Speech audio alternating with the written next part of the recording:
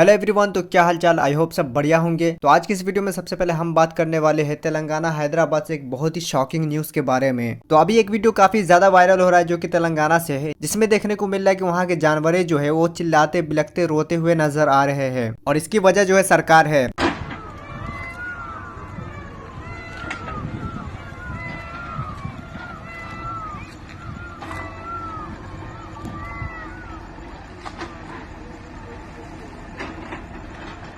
Telangana government जो है वो 400 एकड़ की जमीन को जो है वो खाली करवा रहे हैं और पेड़ वगैरह जो कटिंग कर रहे हैं ताकि वहाँ एक आईटी पार्क बनाया जा सके। और उस जंगल को रातों रात जो है कटवाने की तैयारी में लग गए और 50 से भी ज्यादा बुलडोजर को मंगा के पेड़ वगैरह काटने लगे, जंगल को क्लीन करने लगे। और ये जो लैंड है वो कंचागाची बौली विलेज की है जो की हैदराबाद सेंट्रल यूनिवर्सिटी के पास है। वहाँ के हार्ट ब्रेकिंग फोटोज और वीडियोज देखकर ऐसा लग रहा है कि ये सरकार क्या कर रही है डेवलपमेंट के नाम पे। इतने सारे जानवरों और पक्षियों को घर से बेघर किया जा रहा है और ऐसा कहा जा रहा है कि इस लैंड को क्लीन करके बेचने के बाद जो है 10,000 से लेके 15,000 करोड़ तक मिल सकते हैं सरकार को, जिसकी वजह से ये कदम उठाया गया। उसके बाद हैदराबाद यूनिवर्सिटी के स्टूडेंट जो है इसके अगेंस्ट में प्रोटेस्ट करने लगे, लेकिन पुलिस प्रशासन जो है वो बुरी तरह इनको मार पीट के भगाते हैं and 50 students were detained by Hyderabad police, जबकि वो साइलेंटली प्रोटेस्ट कर रहे थे। और इसके ऊपर ध्रुव राठी ने भी एक वीडियो बनाया और अपने इंस्टाग्राम वगैरह पे शेयर किया और वो इन सब चीज के बारे में बात करते हैं और वो सरकार से सवाल भी करते हैं।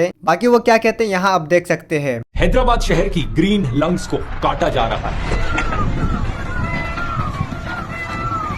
रातों रात यहां बुलडोजर्स की लाइन लगी और इतने खौफनाक तरीके से इन्होंने यहां आकर जंगल को उखाड़ने का काम शुरू किया। ये 400 एकड़ का फॉरेस्ट है। यहां 455 से ज्यादा एनिमल और प्लांट की स्पीशीज पाई जाती है। ये घर है ढेर सारे पीकॉक्स का, हिरन का और इवन पाइथन जैसे सांप यहाँ पाए जाते हैं। 4 छोटी लेक्स हैं इस जमीन पर। इतनी ज्यादा बायोडायवर्सिटी है कि अपने आप में एक सेल्फ सस्टेनिंग इकोसिस्टम है। ये जगह मैप पर देखिए हैदराबाद यूनिवर्सिटी के पास मौजूद है। लेकिन तेलंगाना की कांग्रेस सरकार इस जंगल को प्राइवेट आईटी कंपनीज को बेचना चाहती है। वो यहाँ एक आईटी पार्क बनाना चाहते हैं। जमीन बेचकर उम्मीद करते हैं कि 10 से 15,000 करोड़ रुपए कमा लेंगे। लेकिन इस सब पैसे का क्या फायदा जब शहर लोगों के लिए जीने लायक ही ना बचे। पूरे देश के हर शहर में हालात बद से बदतर होते जा रहे हैं क्लाइमेट चेंज की वजह से। गर्मियां और गर्म हो रही हैं और इनटॉलरेबल हो रही हैं। ऐसे में जितने भी बचे कुछ ग्रीन एरियाज हैं हमारे शहरों में, वही कुछ रिस्पाइट ऑफर करते हैं। ये बात बच्चा बच्चा तक समझता है। इस डिस्ट्रक्शन के खिलाफ प्रोटेस्ट करने के लिए आवाज उठाई HCU के स्टूडेंट्स ने। ये बैनर्स उठाकर निकल पड़े जंगल को बचाने।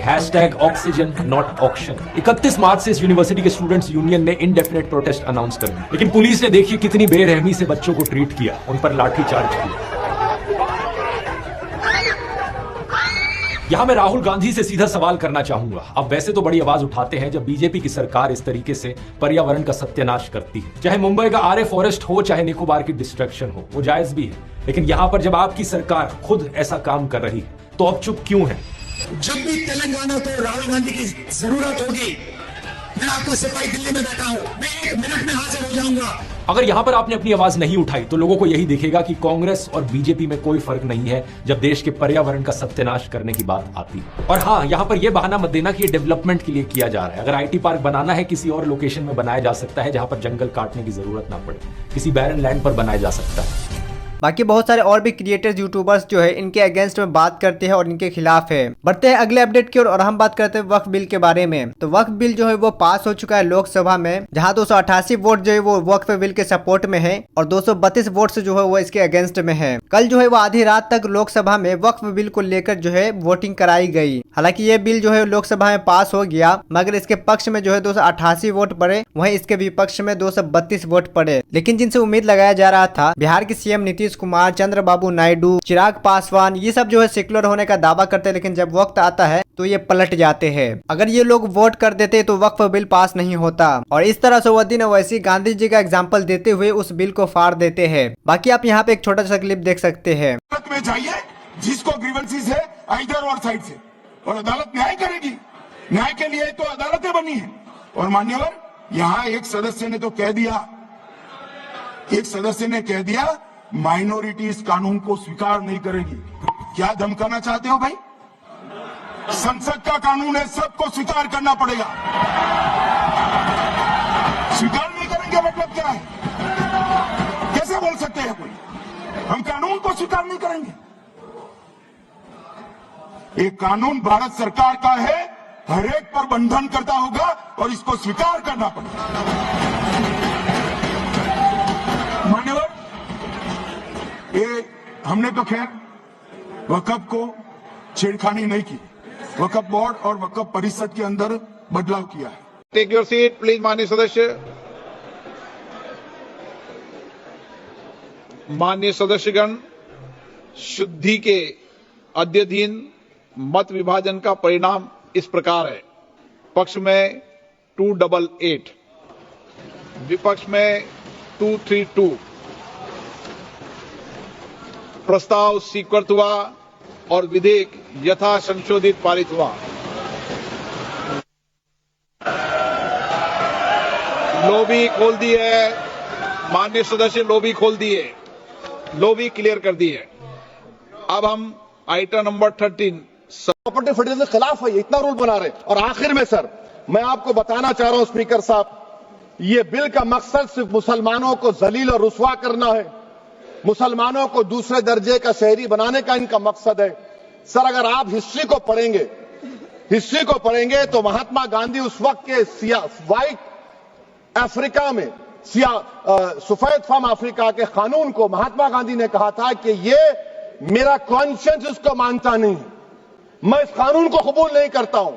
तो महात्मा गांधी ने क्या किया, उन्होंने उस कानून को फाड़ दिया। तो मैं गांधी की तरह इस कानून को फाड़ता हूं। ये अनकॉन्स्टिट्यूशनल है सर। इस देश में झगड़े पैदा करने का काम बीजेपी करना चाहती है मस्जिद और मंदिर के नाम पर, इसीलिए मैं इसका कंडेम करता हूं और मैं आपसे गुजारिश करता हूं कि मैंने अपने 10 अमेंडमेंट दी हैं, आप इसको कबूल करिए सर, मुझे बोलने का मौका दीजिए और उस पर डिवीजन का मैं डिमांड भी करूंगा। Thank you. तो आप लोग इसके बारे में क्या कहना चाहते हैं कमेंट में जरूर बताना। बढ़ते हैं अगले अपडेट की ओर और हम बात करते हैं सौरभ जोशी के बारे में। तो एक चैनल है कॉन्शियस नाम से, जिसने सौरभ जोशी को फुल्ली एक्सपोज्ड कर दिया। इससे पहले भी वो सौरभ जोशी को एक्सपोज करते हुए 3 वीडियो बना चुके हैं, पार्ट 1, पार्ट 2, पार्ट 3। और ये जो पार्ट उसी का सीक्वेंस है, चौथा पार्ट, जिसमें वो सौरभ जोशी को बैडली एक्सपोज कर देते हैं और वो उनके झूठ को सामने लाते हैं। बाकी मैं यहाँ पे छोटा सा क्लिप लगा दे रहा हूँ, आप देख सकते हैं। सौरभ जोशी ने वाइन पी। उनकी ऑडियंस के लिए सौरभ जोशी ना नॉन वेज खाता है ना ड्रिंक करता है। वो एक बहुत संस्कारी लड़का है और ऑडियंस से तो कभी झूठ बोलता ही नहीं। पर क्या ये सब सच है? अब जो क्लिप मैंने आपको दिखाई वो 5 साल पुरानी थी और इस वाले व्लॉग की थी। लेकिन अगर मैं खाली उसी बेस पे बात करूं तो सौरभ के सारे छोटे मोटे फैंस मेरे सर चढ़ जाएंगे, क्योंकि वो 5 साल पुरानी थी। क्या पता पहले खाते हो अब नहीं खाते हो। 15 अप्रैल 2024 को ये व्लॉग अपलोड होता है with the title of Haryana वाला घर बेच दिया। लेकिन इसमें 2 ऐसी चीजें दिखाई दी जो थोड़ी अनबिलीवेबल थी। सौरभ ने इस वाले व्लॉग में वाइन पी थी जो कि 5 साल पुराना था। लेकिन अगर आप इस वाले व्लॉग में 24 सेकंड पर देखोगे तो पीछे रखी हुई थी बियर। और ये कोई होटल का रूम नहीं है, बल्कि इनके दिल्ली वाला घर है। और उस टाइम पे सिर्फ इस घर में 5 ही लोग थे, पीयूष, साहिल, निर्मल भैया, सौरभ जोशी और शुभम। अब मेरा शक तो सौरभ के ऊपर ही जाएगा, क्योंकि उसने पहले वाइन पी थी और आगे तो ऐसे ऐसे कांड करे हैं जो अभी इस वीडियो में बताने बाकी हैं। अगर हम आगे चल के देखें 1 मिनट 12 सेकंड पर, तो साइड में रखी हुई थी सिगरेट। चलो हो सकता है कि ये तीनों में से किसी की ना हो और ना ये चीजें पीते हों। लेकिन जो लड़का अपने व्लॉग में बोलता है कि आज तक हमारे घर में ना नॉन वेज आया है और ना ही अंडा आया है, ये आ ही नहीं सकता हमारे घर में, कभी घर में आया नहीं भाई। तो फिर इनके घर में इन दोनों चीजों की एंट्री कैसे हो गई? और अभी जो मैं आगे आपको बातें बताने वाला हूँ उससे हर किसी का शक सौरभ के ऊपर ही जाएगा। डेली व्लॉग्स बनाना तो ये भूल गए हैं, और अगर इन्होंने एक दिन भी व्लॉग अपलोड नहीं करा तो इनसे डेली व्लॉगर का टैग छीन लिया जाएगा। तो इसीलिए इन्होंने कंटेंट के लिए ट्रेडमिल, मसाज चेयर, कंटेंट का आईपैड और गेमिंग पीसी खरीदा। बढ़ते हैं अगले अपडेट की ओर और हम बात करते हैं कुणाल कामरा के बारे में। तो कुणाल कामरा ने एक बैंक एम्प्लॉय को ऑफर दिया वेकेशन ट्रिप का। असल में होता क्या है कि वो बैंक एम्प्लॉय जो है वो कुणाल कामरा का लाइव शो अटेंड करने गए थे, जिस शो के बाद जो है ये कंट्रोवर्सी वगैरह स्टार्ट हुआ कुणाल कामरा का। लेकिन पुलिस जो उस बैंक एम्प्लॉय को समन्स भेजने लगे, ये एलिगेशन लगाते हुए कि वो एडिटर है इस शो का। लेकिन उस बैंक एम्प्लॉय को अपना वेकेशन छोड़ के अपनी छुट्टियां कैंसिल करके उसे वापस आना पड़ा, क्योंकि उस पे एलिगेशन वगैरह लग रहा था। लेकिन वो बंदा साफ साफ कहता है कि मैं एज ए ऑडियंस देखने गया था और मेरे पास ये टिकट का प्रूफ भी है कि मैंने टिकट खरीदा था। इस चीज को लेकर कुणाल कामरा जो है वो एक फ्री ट्रिप ऑफर करते हैं उस बैंक एम्प्लॉय को। बाकी आप लोग क्या कहना चाहते हैं कमेंट में जरूर बताना। बढ़ते हैं अगले अपडेट की ओर और हम बात करते हैं अपूर्वा मुखिजा एके द रेबल किड के बारे में। तो अभी एक चीज नोटिस किया गया कि अपूर्वा मुखीजा जो है वो अपने इंस्टाग्राम के सारे पोस्ट जो है वो डिलीट कर दिए। बेसिकली आप लोग को पता ही होगा कि अभी इंडियाज गॉट टैलेंट कंट्रोवर्सी जो चल रहा था वह अभी भी चल रहा है और कोर्ट ने भी ऑर्डर दिया कि उसको जल्द से जल्द खत्म किया जाए। और इससे पहले भी अपूर्वा जो अपने इंस्टाग्राम पे सभी लोग को अनफॉलो कर दिए थे, लेकिन अभी ये चीज देखने को मिला है कि वो सारे के सारे अपने इंस्टाग्राम पोस्ट जो है वो रिमूव कर दिए। बढ़ते हैं अगले अपडेट की ओर और हम बात करते हैं stand up comedian Swati Sachdeva के बारे में। तो अभी कुछ दिन पहले इनका एक वीडियो काफी ज्यादा वायरल हुआ था, जिसकी वजह से लोग इनको खूब क्रिटिसाइज किए थे और उसी तरह के जोक मारते हुए इनका एक और वीडियो वायरल हो रहा है और इसे भी लोग बहुत ही क्रिटिसाइज कर रहे हैं। इससे पहले ये अपनी माँ को लेकर जो है घटिया जोक वगैरह मारी थी और अभी इसका एक वीडियो देखने को मिल रहा है जिसमें भाई और बहन जैसे रिश्ते को लेकर वल्गर कॉमेडी कर रही है और इसको भी लोग बहुत ही ज्यादा क्रिटिसाइज कर रहे हैं। बाकी यहाँ पे आप छोटा सा क्लिप भी देख सकते हैं। बचपन में अपने भाई या बहन के साथ नहाए हो? Raise your hands if you have. काफी कॉमन होता था ये, सबकी माए मिडिल क्लास फैमिलीज में यही हो रहा है। दोनों बच्चों को एक साथ डाल देती है नहाने की, जाए मरे परे। एक ही बारी बाथरूम गंदा होगा मेरी जान छूटेगी। विच इज क्यूट, हमने तो बहुत फन किया। पर मेरा सवाल ये है मम्मी जात से कि एग्जैक्टली इन्हें कब पता चलता है कि बचपन खत्म? क्या पता मम्मी लेट हो जाए, बच्चे नहीं जा रहे, जवानी चढ़ गई, लत नहीं छूट रही, भाई ऑफिस नहीं जा रहा, ना होगा तो बहन के साथ।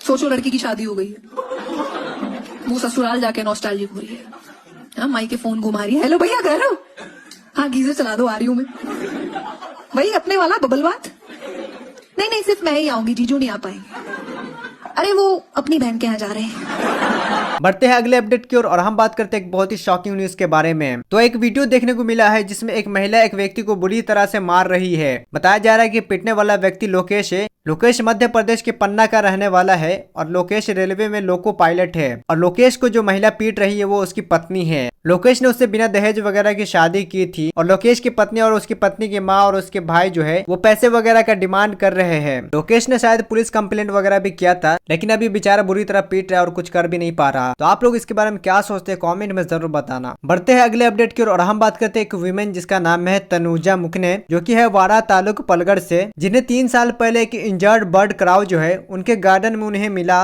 और वो लगातार 15 दिनों तक उसका केयर करती रही। एंड नाउ आप बिल्कुल शॉक्ड हो जाओगे, वो क्राउ जो है वो बिल्कुल ह्यूमन की तरह बात करता है और वो उनकी फैमिली से बात करता है बिल्कुल इंसानों की तरह। यहाँ आप वीडियो देख सकते हैं।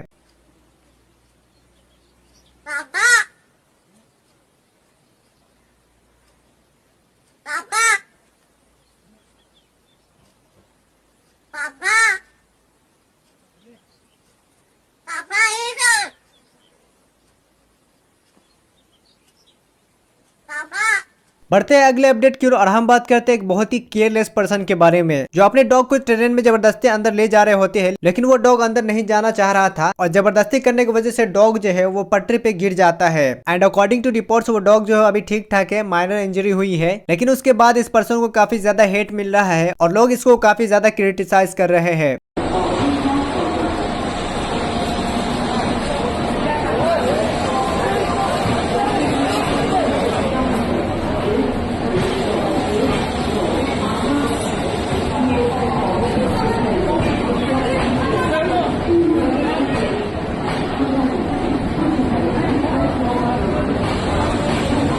तो आज की इस वीडियो में बस इतना ही। वीडियो पसंद आया तो वीडियो को लाइक करके चैनल को सब्सक्राइब कर देना। मिलते हैं अगली वीडियो में। Thank you so much for watching this video.